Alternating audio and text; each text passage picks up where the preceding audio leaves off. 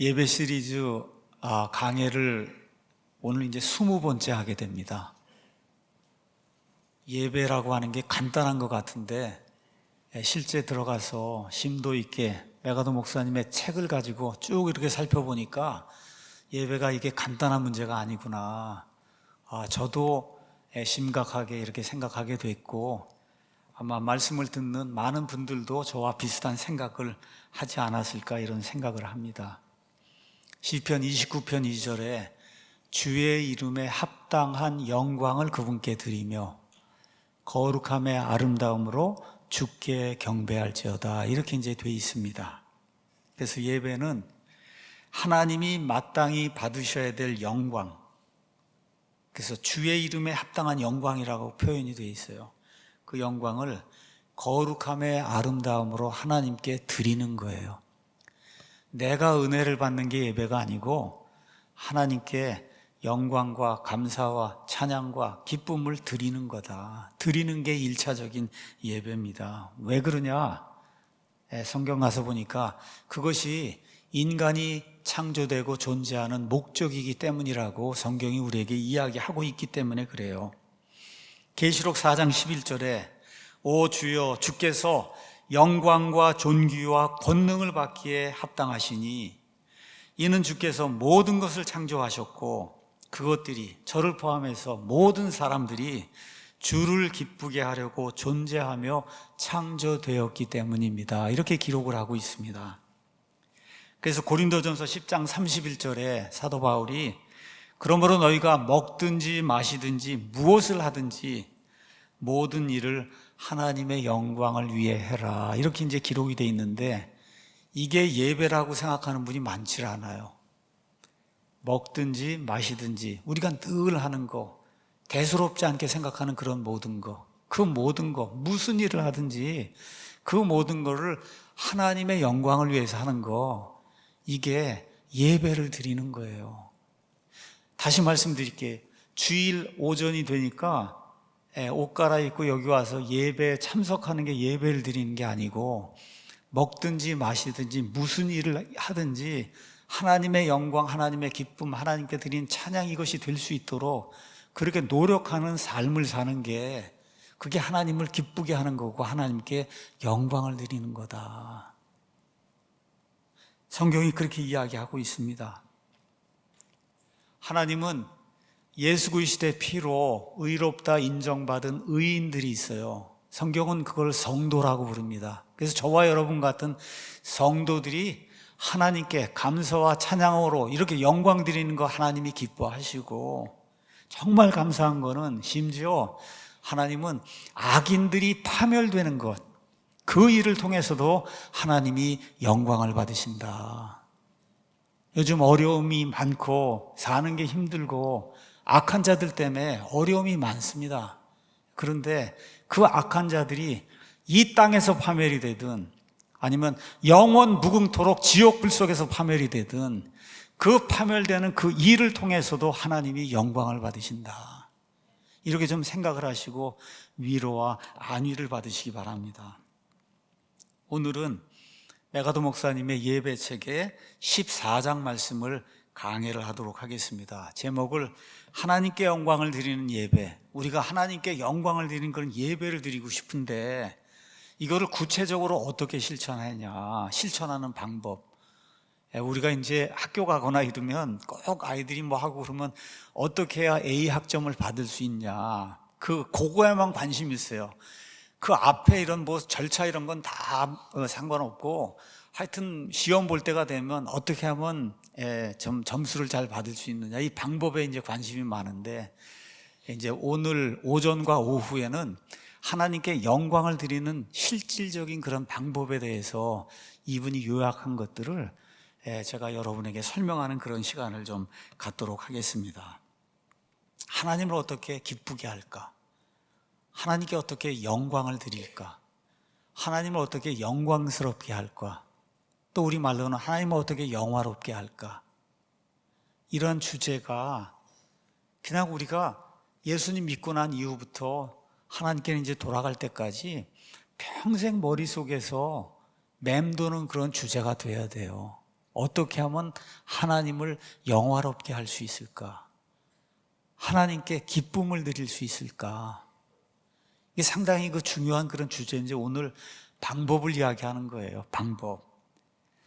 자, 글로리라고 하는 그런 말을 제가 지난번에 설명을 드리면서 명사 자체로 402번이 나오고 글로리우스라고 하는 그런 형용사가 있고 글로리파이라고 하는 그런 동사가 있고 글로리파이드라고 해서 이렇게 되어 있는 이런 모든 이 글로리하고 상관이 있는 것들을 다 찾아보면 신구약 성경에 500번이 넘습니다. 영광 자체도 있고 영화롭게 한다도 있고 하나님께 영광을 드리다도 있고 영광을 돌리다도 있고 하나님이 영광을 받으신다도 있고 하여튼 영광과 관련된 그런 말이 500번이 넘게 나와요. 그래서 영광 아니면 영화롭다 하는 그런 말을 여러분이 가지고 있는 이 성경 소프트웨어 안드로이드든 아이폰이든 저희가 다 만들어 드렸으니까 거기 가서 영광하고 찾으면은 그럼 한 500번이 나온단 말이에요. 영광, 영화 이렇게 찾으면 500번이 나옵니다. 자, 그래서 이런 구절들을 하나하나 살펴보면 그러면 어떤 결론을 내릴 수 있냐? 하나님께 영광을 돌리는 방법이 무엇인가를 우리가 알 수 있는 거예요. 목사가 무엇인가를 생각해서 그래서 요약을 해서 여러분에게 말씀드리는 그게 정답이 아니고 실제로는 거기 있는 것들을 쭉 찾아서 400몇 구절을 살펴보면 영광이 무엇이고 어떻게 하나님께 영광을 돌릴 수 있는지를 저와 여러분이 성경을 통해서 알 수가 있습니다. 이것을 성경이 성경을 푸는 그런 해석 방법이다 그렇게 이야기하고 이러한 성경 푸는 방법을 하나님이 가장 좋아하세요. 사람의 말이 아니라 성경이 이야기하는 그대로 성경을 해석해서 그대로 믿고 그걸 우리 삶에 적용하는 이와 같은 방법, 이것을 메가더 목사님이 한 거예요. 그래서 지금부터 40, 50년 전에 이거를 여러 주에 걸쳐서 설교하고 제가 지금 20번 하니까 아마 그분은 한 3, 40번 하지 않았겠어요? 적어도 1, 2년 예배에 대해서만 집중적으로 연구를 했을 거예요. 그분 그 설교문 이런 거 작성하는 이런 거 가서 보면은 한 설교를 준비하기 위해서 20시간에서 30시간을 할애를 했다. 그러면 예배 30번 준비하기 위해서 900시간을 쓴 거예요. 900시간. 그 900시간을 썼다고 한 얘기는 예배니 영광이 이런 거를 900시간, 1000시간을 연구를 해서 성경 처음부터 끝까지 하나님이 예배에 대해서 영광에 대해서 무엇라고 이야기하는가 이거를 요약을 했다는 거예요. 그 요약한 에센스가 예배책의 14장에 들어 있습니다. 근데 이거는 메가더 목사의 본인 스스로의 요약이 아니고 성경을 성경으로 푸니까 영광이라고 나온 그런 말을 가서 풀고 하나님께 어떻게 영광을 드릴 수 있을까 가서 성경을 찾아보니까 그렇게 요약이 되더라는 거예요. 그거 이외에도 여러 가지가 있겠지만 가장 중요한 거 8가지를 그 안에 이제 요약을 했습니다. 그래서 그 요약한 그 8가지 중에 오늘 아침엔 제가 3가지를 집중적으로 여러분께 말씀드리고 오늘 오후에는 5가지를 말씀을 드리겠습니다. 한 번에 다 8개를 하면 좋겠지만 그럴 만한 능력이 제게 없고 또 하나하나가 좀 깊이 좀 생각을 해봐야 될 그러한 내용이기 때문에 오전과 오후에 걸쳐서 나누어서 이제 설명을 하도록 하겠습니다. 자, 예배에 대한 오해가 있다는 겁니다. 예배.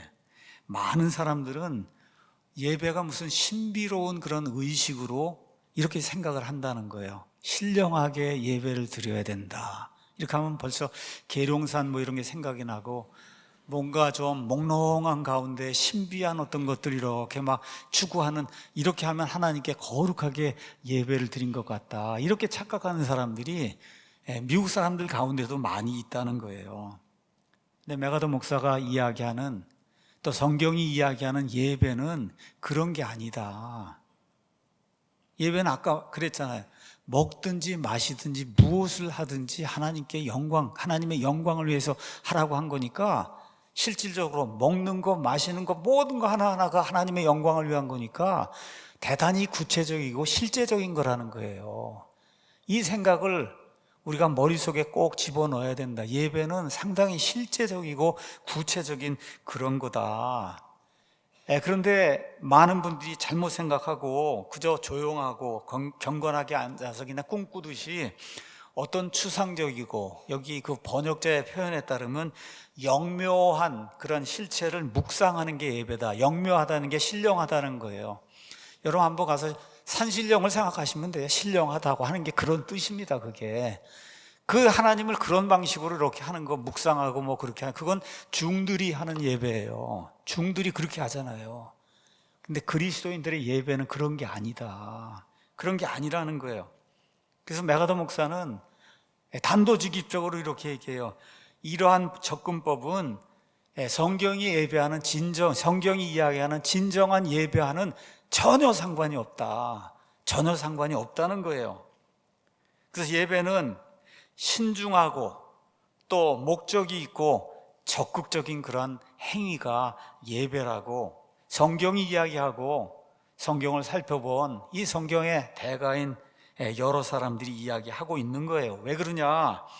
예배는 그냥 그 시간에 앉아서 뭔가 생각하는 이런 사고의 과정, 또 이거 가운데 참 은혜롭다, 뭐 감정이 이렇게 올라오고 하는 이런 것, 물론 예배 안에 그런 것이 있습니다. 하나님께 영광 돌리고 찬송을 돌리고 또 좋은 그런 그 설교 말씀이 성경 그대로 해석이 돼서 올리고 할 때 정말 마음에 감동이 있고 있어요. 그것이 있는 게 사실이에요.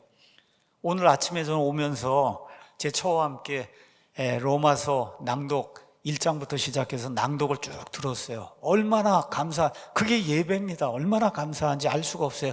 1장, 2장, 3장, 4장 이렇게 쭉 하나님 말씀을 이렇게 들으니까, 그러니까 생각하는 것도 예배에 포함이 되고 또 우리 가운데 좋은 감정이 일어나는 것도 예배에 포함이 되는데, 정말 중요한 건 뭐냐? 우리의 전 존재가 그 예배하고 상관이 있어야 된다는 거예요. 아침부터 저녁까지 우리의 전 존재, 우리의 전 삶이 예배하고 상관이 있는 거다. 이 생각을 저와 여러분이 꼭 머릿속에 넣어야 된다는 거예요. 제가 말씀드린 지금 예배는 이렇게 주일에 따로 시간을 내서 드리는 공예배뿐만 아니라 우리의 전 삶이 예배라고 얘기했으니까 사적으로 우리가 사는 삶 속에서 그 예배 모든 것을 이제 포함하는 거예요. 그래서 정말로 예수님이 원하시는 참되게 경배하는 자, 하나님이 그런 자를 찾는다고 했는데, 이런 사람들의 그 삶은 실질적인 면에서 하나님께 영광을 돌리기 위해서 적극적으로 노력하는 삶이다. 참 좋은 말입니다. 적극적으로 노력을 해야 된다는 거예요. 하나님께 예배를 드리고 하나님께 영광을 돌리고 하나님을 기쁘게 하기 위해서. 그러니까 영광 예배 이런 거 말고 기쁘게 한다는 뜻으로 부모를 기쁘게 해야 된다, 이런 얘기 우리 듣잖아요. 부모를 기쁘게 해야 된다. 다른 건 그러니까 하나님을 기쁘게 하는 게 예배예요. 이렇게 생각을 하고 한번 여러분이 들으시면 도움이 좀 될 것 같습니다. 그래서 성경은 하나님을 기쁘게 하고 하나님께 영광을 돌리는 여러 가지 일들을 우리에게 알려줍니다. 하나님이 계시해 주셨어요. 말씀드린 대로 메가더는 8가지로 이걸 정리를 했고, 오늘 아침에 제가 3가지를 말씀을 드리고 오후에 5가지를 말씀을 드리도록 하겠습니다. 자, 첫 번째, 우리가 이제 하나님께 영광을 돌려야 되겠다, 이렇게 생각하면 자꾸 이렇게 거룩하게 옷을 잘 입고 와서 주일에 예배에 참석하고 이런 방식으로 자꾸 생각하기 쉬운데, 하나님께 정말 영광을 돌리는 가장 중요한 거, 가장 첫 번째는 뭐냐? 우리가 흔들림 없이 하나님을 믿고 의지하는 것, 이것이 하나님을 영화롭게 하는 가장 좋은 방법이다. 이게 참 놀라운 말이에요, 여러분. 우리 생각하고 달라요. 우리는 뭔가 의식을 생각하고 뭔가 이렇게 밖으로 보이는 이런 것들을 자꾸 생각하고, 그래서 하나님께 뭘 보이고 헌금을 갖다 바치고 뭘 해야 되겠다, 이런 생각을 많이 하는데, 성경을 가서 찾아보니까 하나님을 가장 기쁘게 하고 하나님께 영광을 드리는 가장 좋은 방법이 뭐냐? 하나님을 전적으로 온전히 신뢰하는 거다. 성경이 그렇게 이야기하고 있는 거예요. 그러니까 하나님에 대한 우리의 믿음이 절대적인 그런 믿음이 돼야 된다. 절대적이라고 하니까 지난주에 아미시 그거 봤잖아요. 또 이슬람 보셨잖아요, 여러분.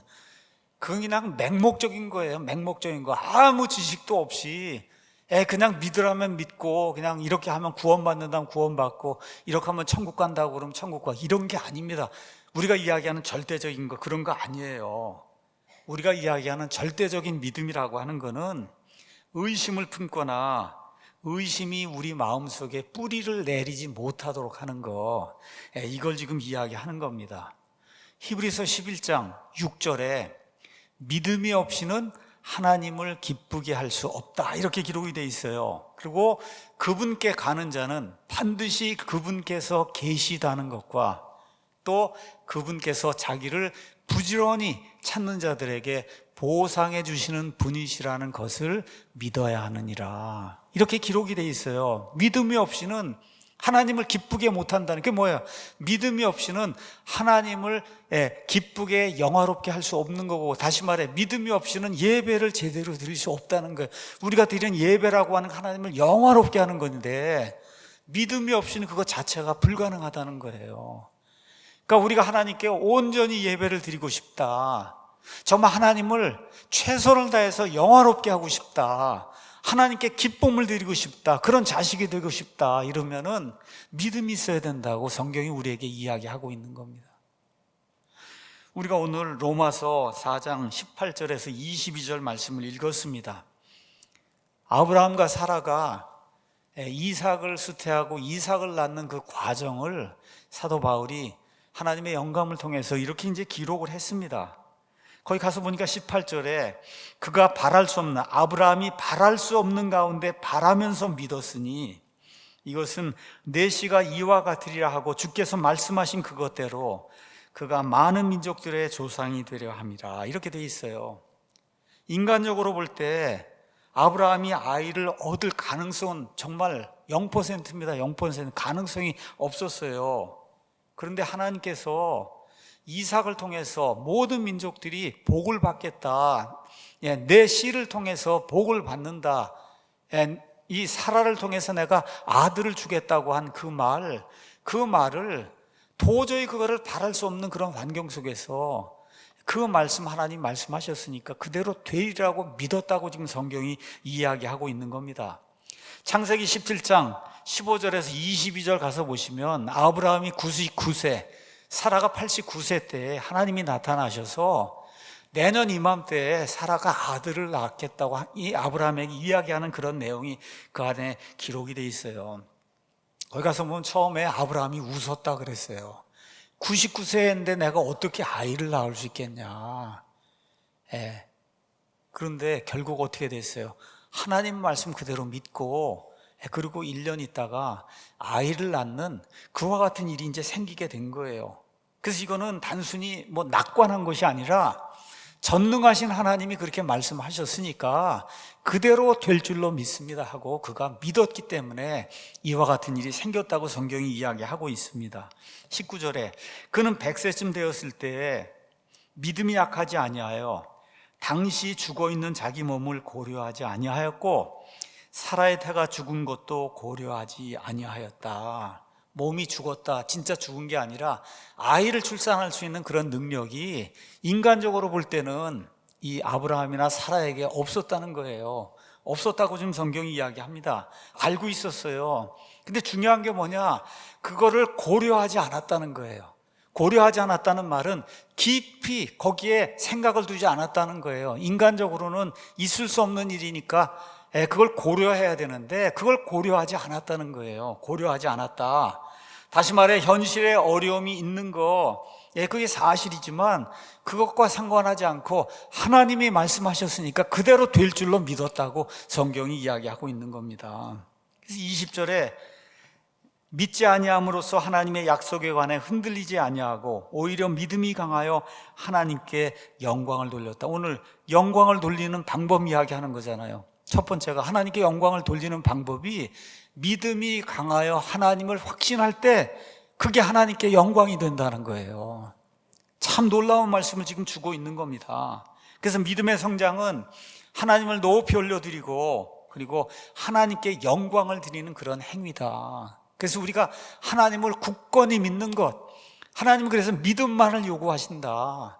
처음 구원받을 때도 믿음이고 성화될 때도 믿음이고 하나님 앞에 갈 때까지 하나님이 요구하시는 건 믿음 하나밖에 없다. 그래서 그 믿음이 있어야 하나님을 기쁘게 할 수 있고, 그 믿음이 있어야 저와 여러분이 하나님이 원하시는 영광을 돌려드리는 그와 같은 예배를 드릴 수 있다. 성경이 그렇게 이야기하고 있는 겁니다.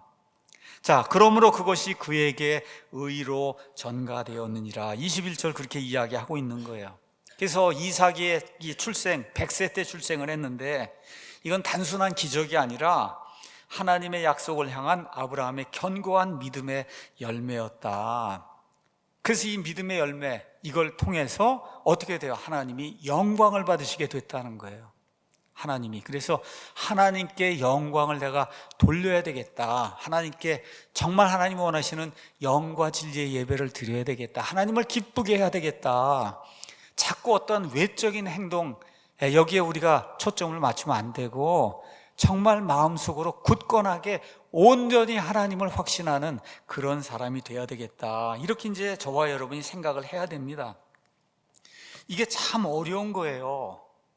저도 참 이걸 지키기가 어렵습니다. 믿음을 온전히 확실하게 갖는 거, 이게 참 어려운 그런 일입니다. 자, 하나님이 뭐라고 약속하셨냐? 고린도전서 10장 가서 한번 보시면 이런 말씀이 기록이 되어 있어요. 10장 13절에 사람에게 공통적으로 있는 시험 외에는 너희가 어떤 시험도 당하지 아니하였나니 하나님께서는 신실하사 너희가 감당할 수 있는 것 이상으로 시험 당하는 것을 너희에게 허락하지 아니하시고 그 시험과 함께 또한 피할 길을 내사 너희가 그것을 감당할 수 있게 하시느니라. 여기 가서 보시면 사람에게 공통적으로 있는 시험만 우리에게 주신다. 이거 긴 개역성경은 사람이 감당할 시험 밖에는 이거 그런 뜻이 아니고 공통적으로 존재하는, 이게 올바른 그런 번역이에요. 그럼 이걸 우리가 그대로 믿으면 우리에게 시험이 있고 어려움이 있을 때 내가 감당할 수 없다, 그렇게 이야기하는 건 하나님의 약속을 믿지 않는 거잖아요. 그렇죠? 그렇게 되는 거예요. 여러 가지 시련이 있고 어려움이 우리 삶에 닥치고 지금 대한민국의 이 현실을 내다보면 한숨만 나옵니다. 정말 죽을 지경이에요, 이거 생각하면. 그렇죠? 그런데 여기 뭐라고 써 있어요? 이게 사람에게 공통적으로 있는 시험이다. 시험이라는 거예요, 공통적으로. 그런데 하나님께서는 신실하사 너희가 감당할 수 있는 것 이상으로 시험당하는 것을 너희에게 허락하지 아니하시고, 이 일이 우리가 감당할 수 있는 범위 밖으로 그렇게 나타나도 하나님이 허락하지 않는다는 거예요. 또 동시에 그 시험과 함께 또한 피할 길을 내서 너희가 그것을 감당할 수 있게 해주신다고 하나님이 말씀해 주셨으니까, 저와 여러분이 아브라함처럼, 현실이 지금 아브라함이 지금 99세인데 어떻게 아기를 낳습니까? 사라가 89세인데 어떻게 수태할 수가 있어요? 인간적으로 아니잖아요. 근데 그거를 깊이 생각하지 않았다는 거예요, 인간적인 조건을. 왜? 하나님이 말씀하셨으니까 하나님이 지켜주실 줄로 믿는다 한 것처럼 저와 여러분의 인생 속에 어려움이 있고 시련이 있고 또 지금 국가가 정말 비상사태에 지금 와 있습니다. 이게 현실이에요. 여기 있는 말씀 그대로 하나님이 감당할 수 있도록 해주시고, 또 이 시험과 함께 피할 길을 내서 너희가 감당할 수 있도록 그렇게 하나님이 해주신다고 했으니까, 저와 여러분이 예수님 믿는 사람이고 하나님께 정말 신뢰를 두는 그런 사람이라면 온전히 이 말씀을 확신해야 되는 거예요. 확신해야 되는 겁니다. 메가더 목사님이 이렇게 썼어요. 무슨 이유에서인지 모르지만 우리는 의심과 그 다음에 염려를 작은 죄로 여기고 있다. 이건 별거 아닌 죄야, 이렇게 생각한다는 거예요. 그런데 그리스도인들이 불신, 불안, 그리고 삶에 제대로 대처하지 못하는 그런 모습을 보이는 거는 스스로 세상을 향해 정말 내가 믿는 하나님은 별거 없는 하나님이야, 이렇게 말하는 것하고 똑같다는 거예요. 저를 두고 지금 이야기하고 있는 겁니다. 여러분 들으시라고 제가 설교를 하지만 저 자신에 대해서 그렇게 이야기하고 있는 거예요. 성경이 뭐라고 얘기하냐? 이게 큰 죄라는 겁니다. 하나님을 불신하니까 자꾸 염려하고, 그렇죠, 걱정하고, 세상 일에 제대로 대처하지 못하고 이렇게 이제 된다는 거죠. 자, 그런데 우리가 인간이기 때문에 불안, 초조, 염려를 느끼는 건 너무 당연한 거예요. 인간이기 때문에, 연약하기 때문에. 제가 이번 주에 시편 이제 낭독하는 거, 이거를 이제 정리하면서 시편 50편이 근처로 가니까 다윗이 고난 당하면서 하나님께 기도한 그런 내용의 그 시편이 그 안에 이제 많이 있더라고요.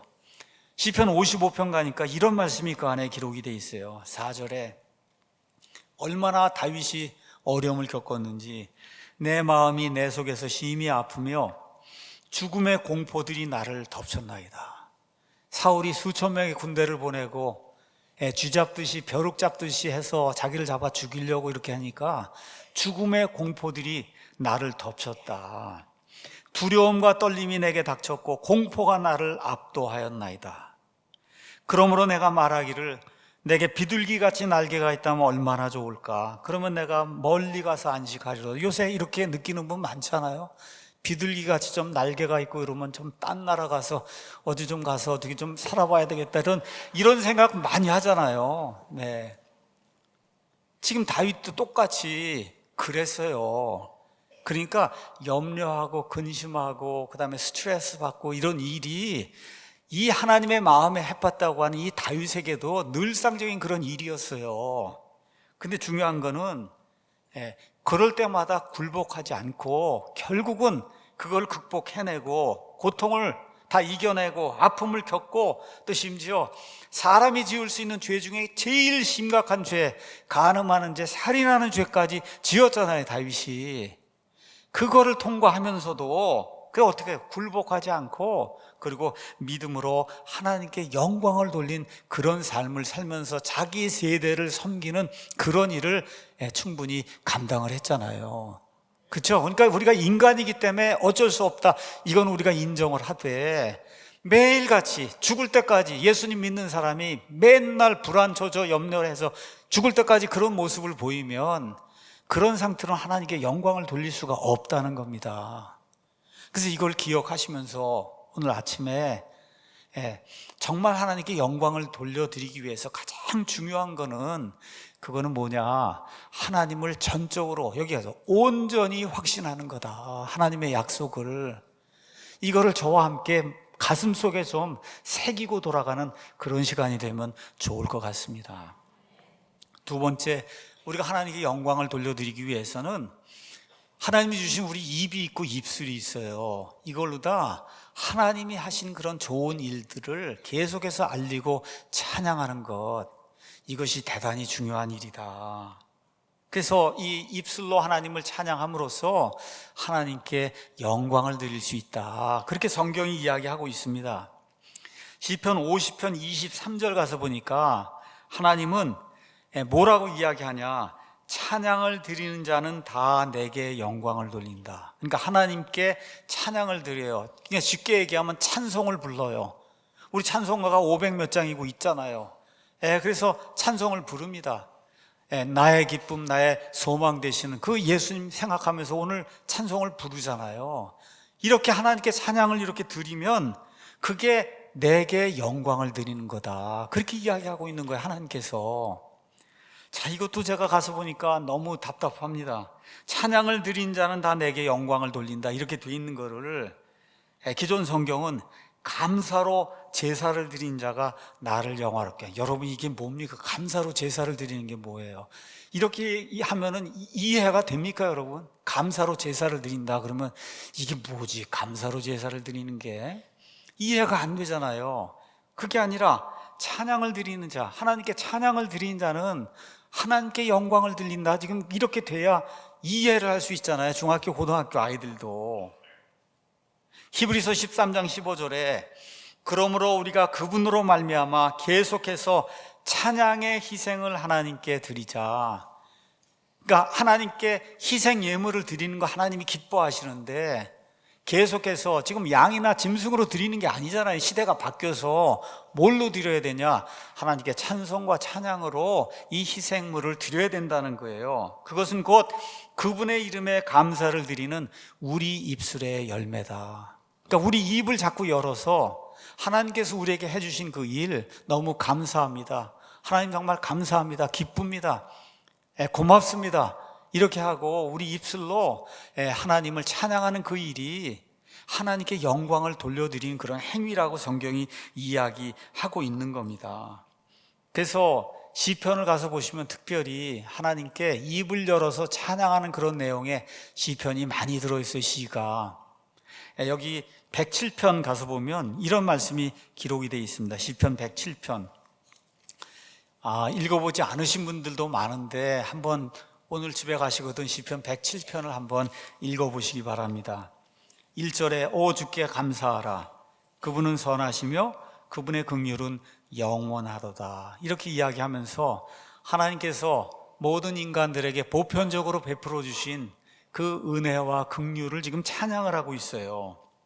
8절 가서 보시면 오 주의 선하심과 사람들의 아이들에게 행하신 그분의 놀라운 일들로 인해 사람들이 그분을 찬양하기 원하노라. 이렇게 이제 기록이 되어 있습니다. 자, 똑같은 말이 15절에도 기록이 되어 있어요. 한번 가서 보세요. 21절에도 기록이 되어 있고 31절에도 똑같은 말씀이 기록이 되어 있습니다. 오 주의 선하심과 사람들의 아이들, 심지어 믿지 않는 그 사람들에게 행하신 그분의 놀라운 일들로 인해 사람들이 그분을 찬양하기 원하노라 해서 처음부터 끝까지 심지어 믿지 않는 자들도 하나님께 찬양을 드려야 될 그런 이유들을 쭉 나열하면서 하나님의 그 선하심, 하나님의 은혜, 하나님의 오래 참으심, 하나님의 긍휼, 이거에 대해서 우리가 입을 열어서 찬송을 드리는 것, 이것이 하나님께 영광을 드리는 그런 방법이라고 성경이 이야기하고 있습니다. 31절에도 나와 있고 그 다음에 32절에 그들은 또한 백성의 회중 가운데서 그분을 높이며 장로들의 집회 가운데서 그분을 찬양할지어다. 계속해서 그분을 높여드리고 찬양을 드리고 찬송을 드리고, 그렇죠? 기쁘다고 하나님께 그 말씀을 아뢰는 이런 모든 일들이 하나님을 기쁘게 하는 그런 행위가 된다. 참 하나님은 저와 여러분의 그런 삶 속에서 정말 여러 가지 좋은 일들을 해주셨어요. 제가 지금 66세가 이제 돼가는데 지나온 삶을 이렇게 살펴보면 어떻게 살았는지 알 수가 없어요. 어떻게 이런 여러 가지 시련, 저라고 그런 게 없었겠습니까? 고난, 고통, 가난, 이런 모든 것들이 다 있었는데 지금 너무나 풍성하게 모든 삶이 지금 바뀌어서 우리 교회만 봐도 그렇잖아요. 어떻게 이런 서창동 캠퍼스 이런 걸 우리가 짓고 하나님께 예배를 드린다? 이거는 진짜 한 번도 생각해 보지 않은 일이에요. 근데 하나님께서 이 일을 이루어 주셨잖아요, 여러분. 그렇죠? 그러니까 어떻게 우리가 입을 열어서 하나님께 감사를 드려야 된다. 이것이 하나님을 영화롭게 하는 거다. 누가복음 17장 가서 보면 예수님께서 10명의 나병 환자들 고쳐주시는 그런 이야기가 이제 나옵니다. 나병 환자들은 이스라엘 땅에서 소외받는 그런 사람들이에요. 나병 환자가 가까이 오면 그럼 그게 번지면 안 되고 자기한테 옮으면 안 되기 때문에 나병 환자들이 뭐라고 해? 본인들이 얘기해야 돼요. 우리가 다가가니까 당신들 피해야 된다. 그래서 뭐라 그래요? 부정하다 그러고 본인들이 외쳐야 되는 거예요. 내가 부정한 사람이 가니까 당신들 빨리 피하라고. 그거 삶이 얼마나 비폐했겠어요. 자, 이제 예수님께서 예루살렘을 가시다가 어떤 마을에 들어갔는데 나병 환자 10명이 이제 나옵니다. 그렇죠? 그래서 이 사람들이 예수님을 만나서 선생님이요, 우리를 좀 불쌍히 여겨 주십시오. 그래서 예수님께서 그들을 불쌍히 여겨 주시고 이 10명을 고치는 그런 일이 이 안에 기록이 되어 있습니다. 자, 사회생활을 할 수 없는 사람들이에요. 나병이 걸리면 사회생활이 안 됩니다. 가족들에게서 다 따돌림 받아서 가족들과의 모든 유대관계가 끊어져요. 그런데 예수님 말씀을 듣고 가다가 10명이 동시에 나병에서 고침을 받는 그런 일이 생겼어요. 근데 그 중에 오직 한 사람, 그것도 유대인들이 제일 경멸하던 사마리아 사람 하나만 다시 내 나병을 고쳐주신 그분께 돌아가서 이걸 알려야 되겠다 하고 예수님께 돌아오면서 거기 가서 보니까 뭐라고 써있냐? 큰 소리로 하나님께 영광을 돌렸다. 그렇게 기록이 되어 있습니다. 큰 소리로 하나님께 영광을 돌렸다. 우리 예수님이 묻지요. 정결하게 된 사람이 10명이 아니냐? 그렇죠? 근데 왜 한 사람만 돌아왔느냐? 예수님께서 그렇게 묻지 않습니까? 자, 이렇게 이야기하면서 그에게 뭐라고 말씀하시냐? 내 믿음이 너를 온전하게 하였다. 내 믿음이 너를 온전하게 했다. 이 10명 가운데 여러분, 나병을 고쳤다고 하는 건 지금 식으로 얘기하면 암을 고쳤다는 거예요. 고칠 수 없는 그런 병을 예수님의 말씀을 통해서 이렇게 고침을 받고 그리고 돌아와서 하나님께 영광을 돌린 사람은 한 명밖에 없었다. 이게 인간의 보편적인 통계 수치일 거예요. 10명 가운데 하나님께 감사를 드릴 수 있는 사람은 한 명 정도밖에 안 된다. 10%밖에 안 된다는 거예요. 그래서 우리의 그 삶을 이렇게 되돌아보면서 지금 여기 와 있는 이 시점에 지금까지 내가 어떻게 살았는가. 정말 여러분, 대한민국이라는 이 나라에 태어난 거 정말 감사드려야 돼요. 이것보다 더 좋은 일은 사실 없습니다. 이 땅에 태어나서 살고 있다는 거, 이 땅의 국민이 돼서 대한민국 여권을 가지고 있다는 것 자체가 얼마나 큰 복인가. 이걸 저와 여러분이 하나님 앞에 입술을 열어서 고백을 해야 돼. 정말 감사합니다. 정말 감사합니다 하고 고백을 해야 되는 거예요. 그래서 입을 열어서 하나님께서 지금까지 우리에게 해주신 그 일들을 생각이 나는 대로 하나님께 알려드리고 감사합니다 하고 입으로 표현하는 것이 하나님께 영광을 드리는 거예요. 그래서 우리 찬송가 가서 보시면 지금까지 지내온 것 주의 크신 은혜라, 한이 없는 주의 사랑 어찌 이루 말하랴, 자나깨나 주의 손이 항상 살펴주시고 모든 일을 주 안에서 형통하게 하시네. 몸도 맘도 연약하나 세임받아 살았네. 맞습니까 여러분? 물 붓듯이 부으시는 주의 은혜 족하다. 사랑 없는 거리에나 험한 산길 헤맬 때 주의 손을 굳게 잡고 찬송하며 가리라. 주님 다시 배울 날이 날로 다가와 무거운 짐 주께 맡겨 벗을 날도 멀지 않네. 나를 위해 예배하신 고향집에 돌아가 아버지의 품 안에서 영원토록 살리라. 그냥 여러분 찬송을 못 부르시면 그냥 찬송가 가사만이라도 읽으세요. 저처럼 그냥 읽으세요. 아니면 찬송가를 좀 들으시고 찬송가 듣고 찬송가 가사만 이렇게 읽어도 그게 뭐야? 하나님께 예배를 드리는 거예요. 너무너무 감사합니다. 지금까지 이 좋은 나라에서 이 좋은 환경에서 어려움 극복하고 살 수 있도록 해주신 하나님께 정말 감사합니다. 여기 맨 끝에 있는 것처럼 나를 위해 예비하신 고향집에 돌아가 아버지의 품 안에서 영원토록 살리라. 우리 입으로 그렇게 하나님께 이렇게 아뢰게 될 때 그것이 하나님을 기쁘게 하는 그런 일이다. 그래서 찬송가를 많이 부르시고 아니면 찬송가, 마제스 찬송가 하나 구매하시든지 해서 가져가시고 해서 그냥 찬송가만 읽으세요. 후일의 장막 그칠 때 이런 찬송가 한번 이렇게 가서 보시면서 정말 하나님 앞에 우리가 나중에 어떻게 설 것인가, 이 모든 게 구구절절 시로 이렇게 표현된 게 그게 찬송이에요. 그래서 찬송으로 하나님께 우리의 감사함을 표시하는 것이 하나님께 영광을 돌리는 거다. 세 번째는 우리의 죄들을 자백하는 것이 하나님께 영광을 돌리는 거다. 자, 이것도 참 메가더 같은 목사니까 이걸 사실 가르쳐 주는 거예요. 참 귀한 말씀입니다. 요한일서 1장 9절 가서 보니까 이런 말씀이 그 안에 기록이 되어 있습니다. 우리 다 잘 아는 내용이에요.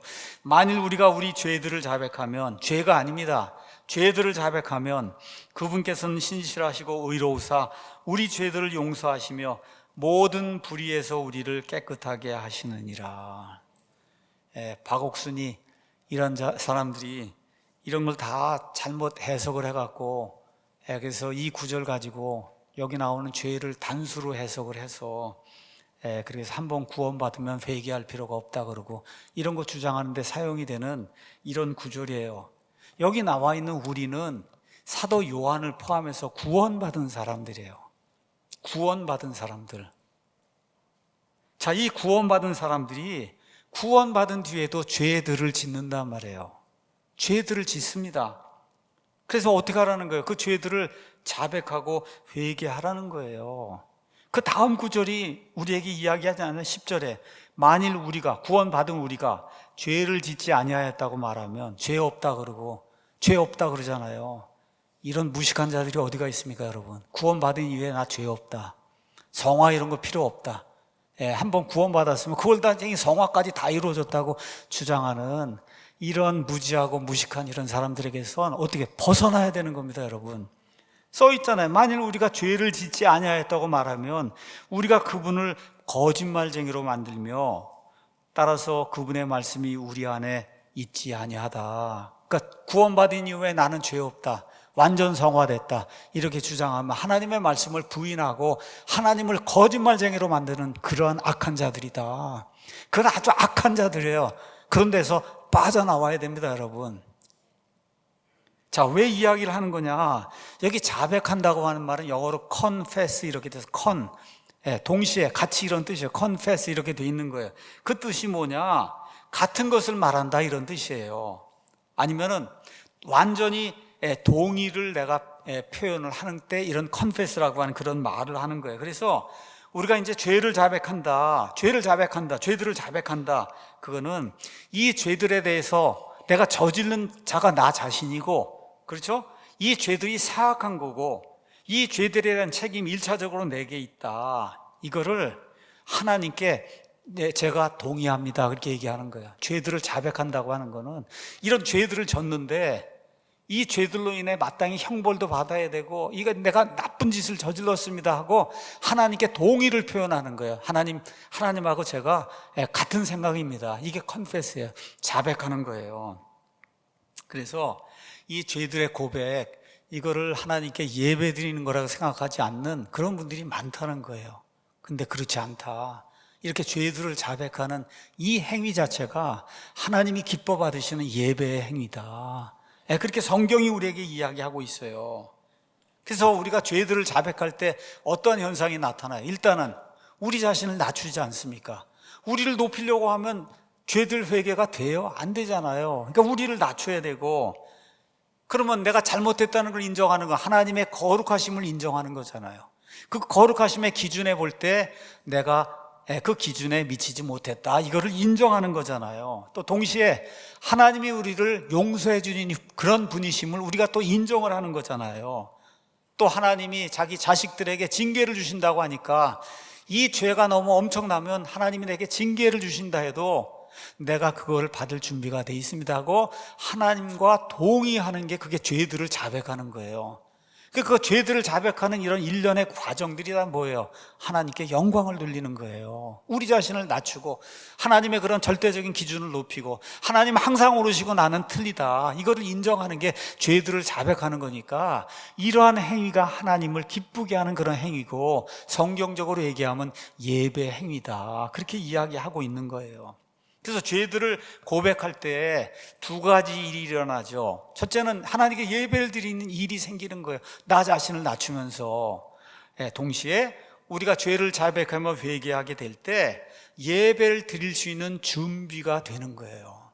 죄들이 가득한 그런 상태로 어떻게 예배를 드릴 수가 있어요? 그렇죠? 그러니까 우리가 일주일 돼서 오전에 와서 예배 드리려고 하면 벌써 마음이 이게 큰 뭔 죄를 짓고 그랬으면 마음이 좀 불안하거든요. 이게 그렇잖아요. 부부싸움을 했어요. 그렇게 되면 이걸 먼저 해결하고 그러고 가서 예배를 드려야 되겠다, 이런 마음이 생긴단 말이에요. 이런 마음이.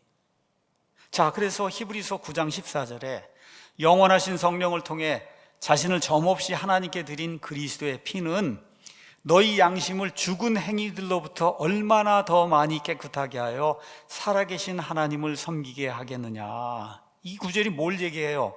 우리가 죄들을 자백할 때 우리의 죽은 행위들로부터 우리의 양심이 깨끗하게 된다는 거예요. 그 결과 어떻게 돼요? 예수님의 피를 통해서 그 결과 하나님을 섬길 수 있다. 이게 섬긴다는 얘기가 뭐예요? 그것이 예배라는 거예요.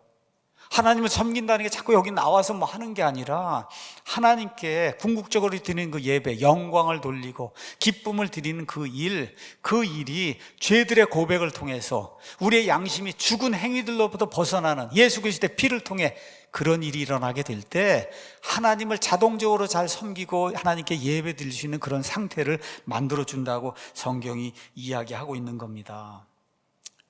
제가 참 목사님을, 이제 메가더 목사님을 좋아하는 그런 이유는 성경을 처음부터 끝까지 통전적으로 보는 거예요. 통전적으로. 그래서 오늘 구약의 아간 이야기가 나옵니다. 아간. 야, 이거 아간은 여호수아서에 나오는 건데 이게 아간하고 하나님의 영광이 도대체 무슨 관계가 있을까? 이게 성경을 많이 본 사람하고 적게 본 사람이 이런 차이가 이런 데서 나타나는 거예요. 자, 뭐라고 기록했냐? 구약 성경의 아간 이야기를 봐라. 여기를 보면 죄들을 자백하는 것이 어떻게 하나님께 영광이 되는가가 이 아간의 기사에 잘 드러나 있다는 거예요. 여러분 다 아시잖아요. 아간 때문에 이스라엘 백성이 고통을 당하고 아이성에서 패배를 당하고 많은 사람이 죽임을 당하고 그랬잖아요. 그렇죠? 자, 그래서 여호수아가 이 문제가 뭔가 하나님 앞에 가지고 갔을 때 너희 안에 문제가 있다 이렇게 이제 해서 결국 제비 뽑아갖고 지금 아간까지 가서 아간이 죄를 지은 게 지금 드러나는 그런 상황이 이제 되잖아요. 여호수아가 이제 아간에게 뭐라고 이야기하냐? 여호수아기 7장 19절에 내 아들아, 여호수아는 나이가 많고 아간은 이제 뭐 나이가 한 40이고 50이고 얼마 됐을 테니까 미국 사람들은 많이 그래요. My son, son 그렇게 이야기합니다. My son, 내 아들아, 원하건대 주 이스라엘의 하나님께 영광을 돌리고. 아니 갑자기 왜 또 영광이 나와요? 아간한테. 그 다음 나온 말이 뭐예요? 그분께 자백하며 내가 행한 일을 이제 내게 구하라. 지금 그 얘기가 나오는 거예요. 가서 보니까 죄들의 고백이 하나님의 영광하고 깊은 관련이 있구나. 지금 그렇게 나오는 거예요. 자, 왜 이런 이야기가 나오냐? 아주 적절한 조합이라고 지금 메가더가 이야기하는데, 자, 왜 그래요? 아간의 범죄로 인해서 하나님이 모독을 당했어요. 하나님의 이름이 모독을 당했어요.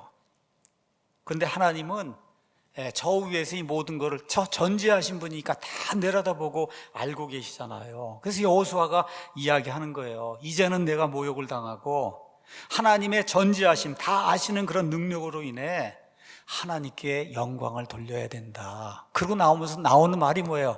죄들을 자백해야 된다. 그 얘기를 하고 있는 거예요. 그러니까 하나님께 영광을 돌리는 일 여러 가지가 많이 있지만 그 일 중에 하나가 뭐냐? 우리의 죄들을 하나님께 낱낱이 고백하는 그것 자체가 하나님께 영광이 되는 거예요. 그래서 아간이 죄를 자백하면 하나님이 결백하게 되는 거잖아요. 하나님이 그렇게 심판을 내리신 게 하나님이 잘못이 아니구나, 이게 만천하에 드러나는 거잖아요. 악을 심판하신 하나님이 거룩하신 하나님이시오, 공의의 하나님이시며 불의를 보지 못하시는 그런 하나님이시구나, 이것이 이렇게 공명정대하게 모든 사람에게 드러나는 그 일이 되는 거잖아요. 그래서 거기에 하나님께 영광을 돌리고 내 죄를 자백하라고 하는 그런 말이 나오면서 하나님께 영광을 돌리는 그런 방편 중에 하나가 뭐냐? 우리의 죄들을 하나님께 고백하는 거다. 결론의 말씀을 드리겠습니다. 우리가 예수님 믿고 죽을 때까지 이제 살면서 진정한 성도라고 하면, 예수님 표현에 따르면 참되게 경배하는 자들이라고 하면 어떻게 내가 영과 진리로 하나님께 예배를 드릴 수 있을까? 또 다른 말로 쉽게 얘기하면 어떻게 하나님께 영광을 돌릴 수 있을까? 돌린다고 하는 말은 하나님에게 그 공을 돌리는 거예요. 영예를 하나님께 돌리는 거예요. 내가 받을 영광이 아니라 그게 하나님이 다 이루셨다고 그렇게 이야기하는 게 영광을 돌리는 거예요. 하나님을 기쁘게 하는 거예요. 믿음이 없이는 하나님을 기쁘게 할 수 없다고 했는데 하나님을 기쁘게 하는 게, 그게 영광을 하나님께 드리는 거예요. 그 8가지 중에 오늘 아침에 3개를 이야기했습니다. 가장 중요한 거는 온전히 하나님을 확신하는 것. 그 대표적인 사례가 아브라함이다. 바랄 수 없는 가운데 인간적으로 모든 것이 끊겼음에도 불구하고 그걸 고려하지 않고 하나님께서 말씀하셨으니까 그대로 될 줄로 믿는다. 다시 한번 말씀드릴게요. 대한민국의 지금 상황이 정말 암울하고 위기의 상태입니다. 건국 이래로 지금처럼 위기의 상태가 없어요. 악한 자들이 활보하는 걸 보면 정말 한숨만 푹푹 나옵니다. 국민들의 그 무지와 교만 이런 걸 생각하면 정말 눈물만 나와요. 지금 전 대통령이 지금 감옥에 가서 저렇게 고통받고 수치당하는 거 이런 거 생각을 하면 눈물밖에 안 나옵니다. 이게. 그런데 하나님께서는 악인들의 파멸을 통해서도 영광을 받으신다.